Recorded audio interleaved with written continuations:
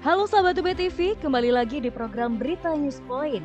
Program berita seputar Universitas Brawijaya, Malang Raya, dan informasi menarik di sekitar kita.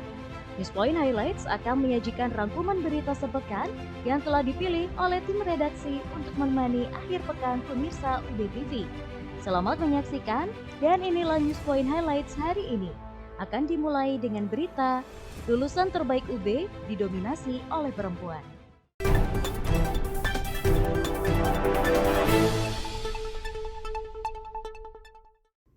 Universitas Brawijaya dengan lebih kurang 65.000 mahasiswanya saat ini didominasi oleh mahasiswa perempuan hingga 70%. Hal ini juga terjadi pada data lulusan terbaik dalam setiap wisuda yang didominasi oleh perempuan. Untuk itu, Universitas Brawijaya optimis pada lulusan terbaik ini dapat menjadi talenta bagi BUMN dan menjadikan BUMN sebagai pilihan tempat berkarir.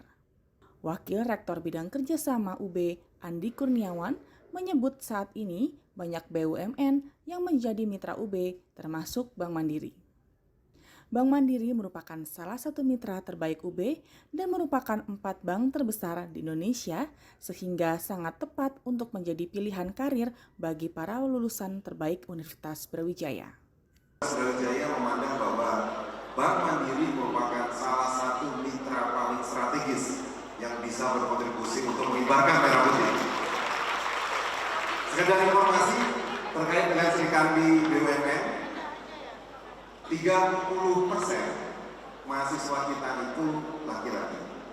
Berarti 70% mahasiswa kami itu perempuan. Dan rata-rata di setiap lulusan terbaik kami, 70%-nya itu perempuan. Sehingga dengan spirit hari ini, Universitas Brawijaya yakin bahwa peradaban Indonesia, masa depan Indonesia sangat mungkin dipimpin oleh perempuan. Kursi kepemimpinan direksi BUMN saat ini terbuka lebar bagi para perempuan. Menteri BUMN Erick Thohir memberikan kuota hingga 25% bagi perempuan untuk bisa menjadi direksi di BUMN. Dengan kebijakan ini, diharapkan para perempuan Indonesia dapat berkarir dan membangun BUMN hingga pada level top management. Untuk itu, Menteri Erick berharap kepada mahasiswa di berbagai perguruan tinggi, termasuk Universitas Brawijaya, untuk mempersiapkan diri sejak awal dengan berbagai kemampuan akademik dan organisasi agar nantinya dapat berkarir dan berkontribusi membangun bangsa melalui BUMN. BUMN menunggu talenta terbaik dari setiap perguruan tinggi agar dapat mengisi berbagai pos strategis yang ada di perusahaan milik negara tersebut.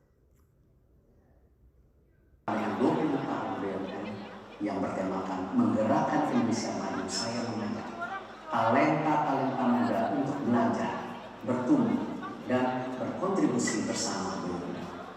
Tahun ini saya mendapatkan 25% direksi BUMN adalah dari perempuan dan 10% direksi BUMN berasal dari talenta-talenta muda. Berbagai program pengembangan telah disiapkan untuk memastikan kesetaraan kesempatan bagi talenta perempuan dan talenta muda untuk menuju posisi kepemimpinan di BUMN. Mungkin tanpa kalian sadari, BUMN hadir di keseharian kita, mulai dari bangun tidur, beraktivitas, berkomunikasi, hingga pada malam hari kita akan tidur. Kegiatan disertai kursus kampus ini menjadi kesempatan yang baik bagi kalian semua untuk dapat mengenal lebih dekat peran penting BUMN dalam berbagai roda perekonomian bangsa, serta mengeksplor bagaimana kalian bisa berkontribusi bersama BUMN.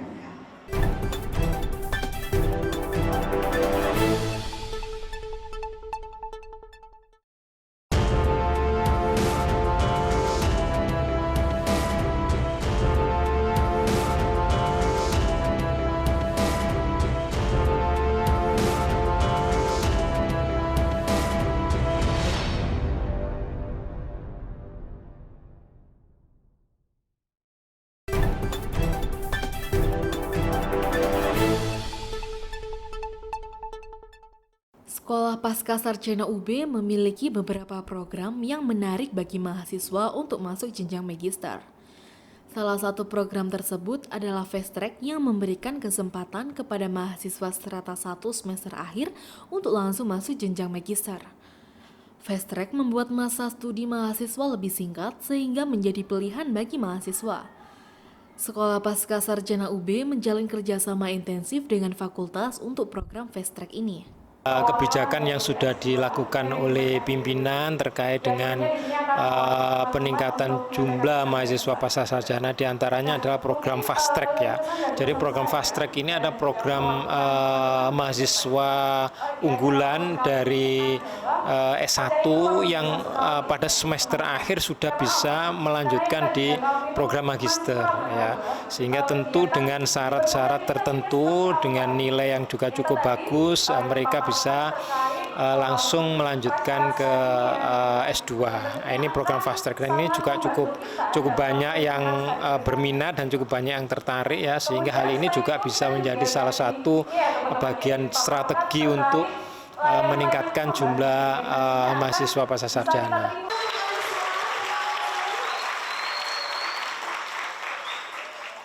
Ratusan mahasiswa baru Fakultas Vokasi UB mengikuti kuliah tamu perdana dengan menghadirkan Direktur Utama Hotel Indonesia, Natur Christine Huta Barat yang merupakan jaringan perhotelan milik BUMN. Tema yang diangkat pada kuliah tamu kali ini adalah strategi meningkatkan daya saing industri pariwisata dan hospitality di Indonesia. Tema ini diangkat oleh Fakultas Vokasi dengan tujuan agar mahasiswa baru sejak dini mengenal peta industri yang akan mereka masuki setelah lulus dari bangku kuliah. Diharapkan, mahasiswa vokasi terutama Departemen Bisnis dan Hospitality akan memiliki pemahaman dan wawasan baru dalam memajukan industri pariwisata di Indonesia. Kuliah tamu pada hari ini, memang kuliah tamu ini dilaksanakan oleh Departemen Bisnis dan Hospitality Fakultas Vokasi Untas Brawijaya. Latar belakangnya adalah karena dunia pariwisata sekarang ini betul-betul berkembang dengan pesat dan salah duanya adalah adanya daya saing yang diperlukan untuk bisa bertahan dan berkompetisi. Itulah sebabnya dengan adanya kuliah tamu ini, kami dari Departemen ingin memberikan pengalaman baik teori maupun praktis dari praktisi dalam hari ini di hospitality dan perhotelan terkait strategi daya saing di bidang hospitality dan juga pariwisata. Untuk meningkatkan kualitas mahasiswa agar selaras dengan tuntutan dunia usaha dan industri, Fakultas Vokasi UB perbanyak mengundang praktisi ke kampus. Praktisi ini akan berbagi informasi dan wawasan terbaru yang sesuai dengan tuntutan dunia industri. Dengan hal ini, maka mahasiswa Vokasi UB memiliki bekal untuk terjun ke dunia industri. Salah satunya dilakukan oleh Vokasi UB dengan mengundang praktisi bidang pariwisata dan hospitality. Kebetulan ini yang kita laksanakan pada hari ini adalah untuk Departemen Bisnis dan Hospitality. Dan kebetulan kita juga mengundang Bu Dr. Christine Huta Barat sebagai Direktur HIN atau Hotel Indonesia Natur. Di samping itu beliau juga sebagai penanggung jawab pengembangan KIK Sanur dari kawasan ekonomi khusus Sanur. Ini memberikan bekal kepada mahasiswa dari praktisi terkait dengan bagaimana pemerintah meningkatkan daya saing industri pariwisata dan hospitality. Dan Bu Dr. Christine saya pikir di samping sebagai praktisi, beliau juga sebagai alumni akhirnya melakukan transfer of knowledge dan sharing experience terkait dengan bagaimana industri pariwisata di Indonesia bisa berdaya saing secara global.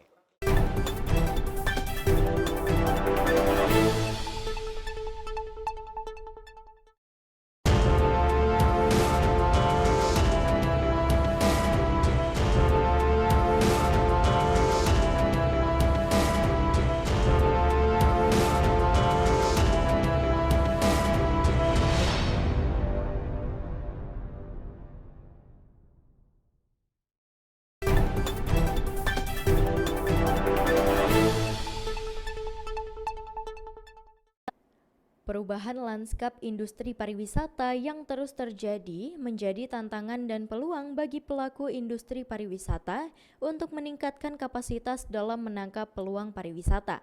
Saat ini, peluang pertumbuhan industri pariwisata terus tumbuh seiring dengan membaiknya situasi ekonomi.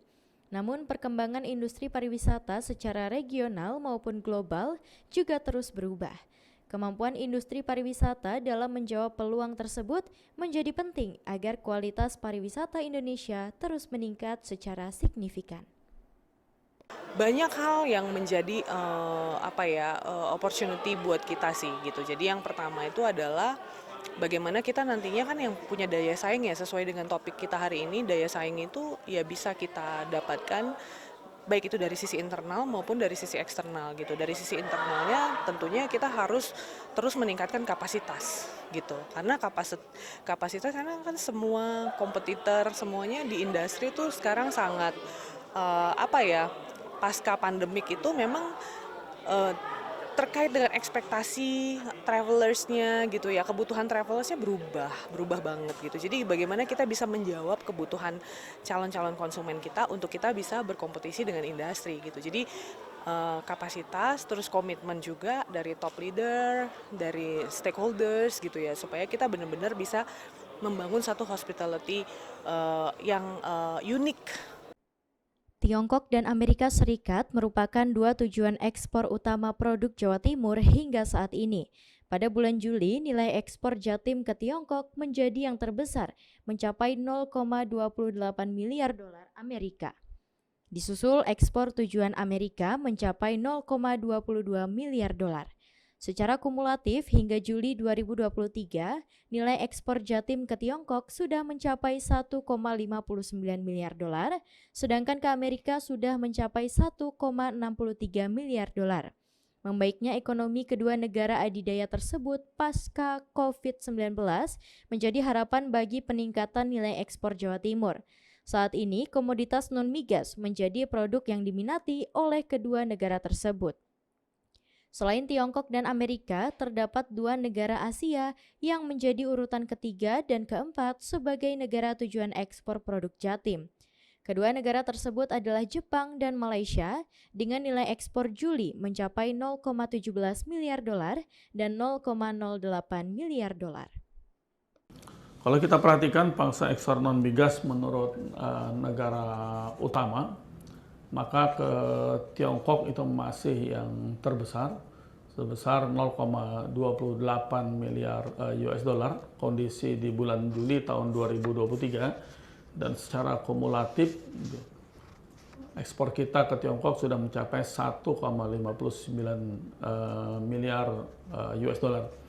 Sedangkan ke Amerika Serikat kondisi di bulan Juli sedikit lebih rendah daripada ke Tiongkok sebesar 0,22 miliar US dollar. Namun secara kumulatif sedikit lebih besar daripada ke Tiongkok, 1,63 miliar US dollar. Begitu juga dengan ekspor kita ke Jepang. Di bulan Juli sedikit lebih rendah 0,17 miliar US dollar, namun secara kumulatif lebih tinggi sebesar 1,77 miliar US dollar. Dan ke Malaysia di bulan Juli 0,08 miliar US dollar, dan secara kumulatif sudah mencapai 0,66 miliar US dollar. Badan Pusat Statistik Jatim merilis data yang menarik bahwa perhiasan emas dan logam mulia Jawa Timur menjadi primadona ekspor non-migas Jatim pada bulan Juli 2023. Ekspor perhiasan dan logam mulia mengalami kenaikan hingga 32,90% pada Juli secara bulanan dan naik 148,66% secara tahunan.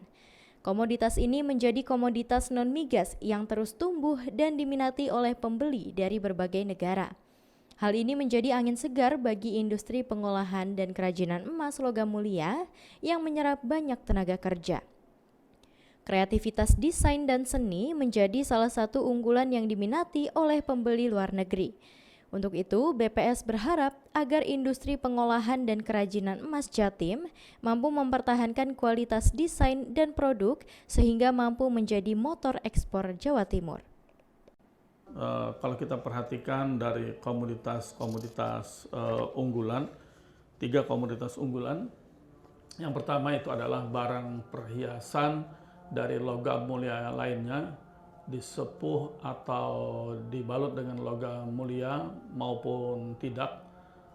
Dari sini kita bisa melihat perkembangannya sangat fluktuatif, di mana khusus untuk kondisi di tahun 2023 dibandingkan dengan kondisi bulan Juli dibandingkan dengan bulan Juni terlihat mengalami kenaikan secara mantuman sebesar 32,90%, dan kalau kita bandingkan dengan kondisi yang sama di tahun 2022 mengalami kenaikan yang sangat signifikan 148,66%.